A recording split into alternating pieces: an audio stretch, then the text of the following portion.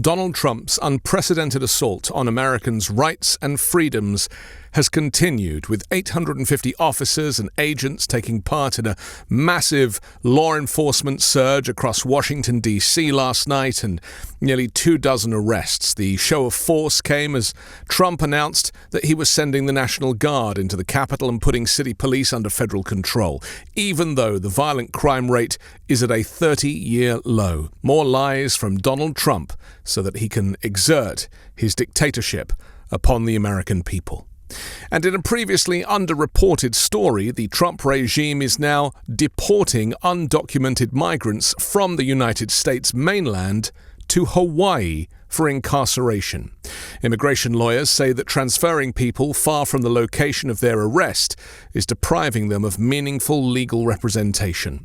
One lawyer said she was contacted by a California resident who'd been moved to the Federal Detention Center in Honolulu, despite having no connection to the islands. The Federal Detention Center in Honolulu is set to take in more immigrant detainees after more funding was approved for immigration and customs enforcement.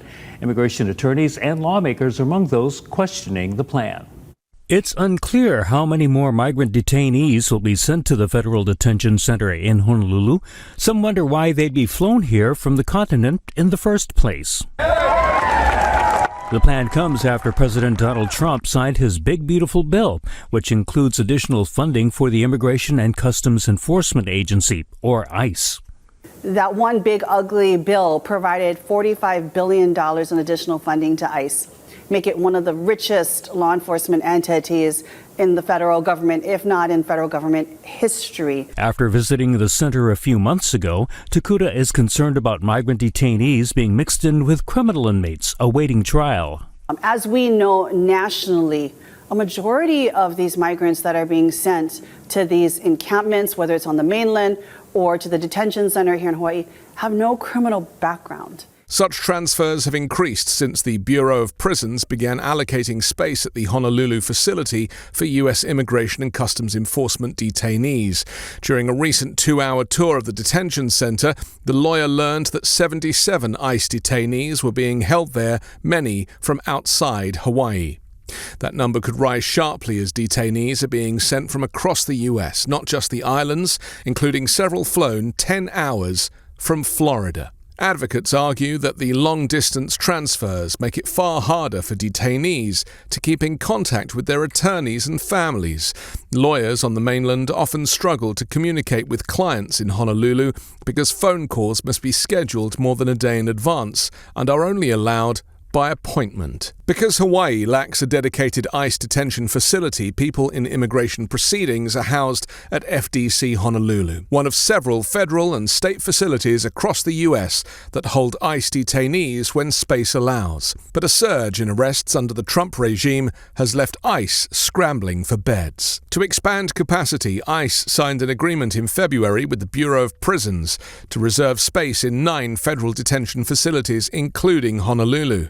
Under this deal, ICE can prioritize and keep detainees longer in these facilities. 125 beds at FDC Honolulu will be set aside for ICE detainees, although the agreement allows more if needed. The facility has capacity of 992, but last year's daily average population was just 290. Similar increases in ICE detainee numbers have been seen in other federal prisons covered by the deal, such as those in Miami, Atlanta, Philadelphia, and Kansas. Did you know that your personal data is actively being sold online by data brokers right now? Anyone with a credit card, even scammers, can buy your home address, phone number, and even the names of your family members. It's not just creepy, it's dangerous. If you've ever spoken out politically or have a public-facing job, your data can make you a target for harassment or worse. Identity theft, phishing scams, even stalking, it all starts with your information being too easy to find. That's why I use Delete Me. They're the best in the business at getting your personal info removed from data broker websites and keeping it off. Delete Me is the sponsor of today's video, and I'm proud to partner with them.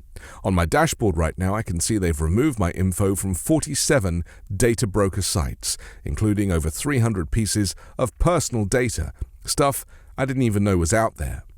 Your personal safety and privacy are worth protecting. Head to joindeleteme.com/5minutenews and use promo code 5minutenews for 20% off. You can even protect your entire family with a family plan, because when they buy your data, they can see your relatives too.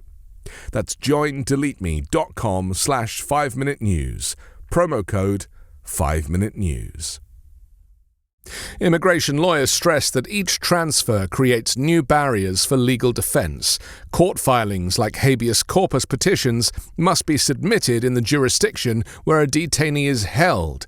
If a client is moved, the lawyer must often find new local representation. Some migrants have been moved through 5 different facilities in 4 states before arriving in Hawaii, all without being formally served with the charging document until appearing in court in Honolulu.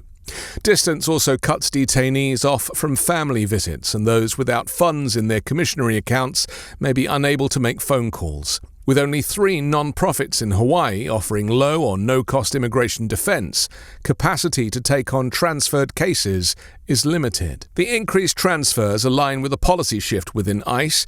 According to the Washington Post, Acting Director Todd Lyons recently directed staff to detain undocumented arrivals for the full duration of their removal proceedings, sometimes years, eliminating eligibility for bond hearings in many cases.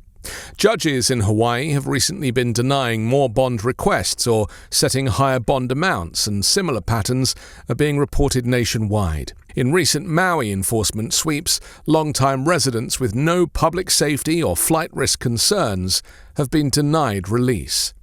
The hostility of ICE agents, directed by Stephen Miller, Trump's senior policy aide, puts the U.S. on a par with some of the most notoriously prejudiced governments that have used immigration enforcement as a tool of cruelty, targeting vulnerable populations with policies designed to dehumanize and terrorize. Nazi Germany forced Jews and other persecuted groups into ghettos, stripped them of citizenship, and later deported them en masse to concentration camps where millions were murdered. Stalin's Soviet Union carried out mass deportations of ethnic minorities, tearing families from their homes and sending them to remote, inhospitable regions where many perished from starvation or exposure. Under Chairman Mao, China restricted internal migration, trapping millions in cycles of poverty and punishing those who moved without authorization. In recent times, North Korea has brutally punished defectors and their families, executing some and sending others to political prison camps, while Syria's Assad government weaponized displacement, bombing civilian areas to force mass refugee flows, and then denying return to those who fled. These examples reveal how immigration and population control measures, when driven by authoritarianism, can become instruments of systemic persecution and human rights abuse. For the individuals and their families, the United States is no longer the land of the free, and that message is now resonating across the globe, which will only contribute to the downfall of America's respect and standing on the world stage. I'm Anthony Davis. You can find me on the 5 Minute News YouTube channel and podcast, on Wednesdays co-hosting Uncovered, and on Sunday on The Weekend Show with Midas Touch.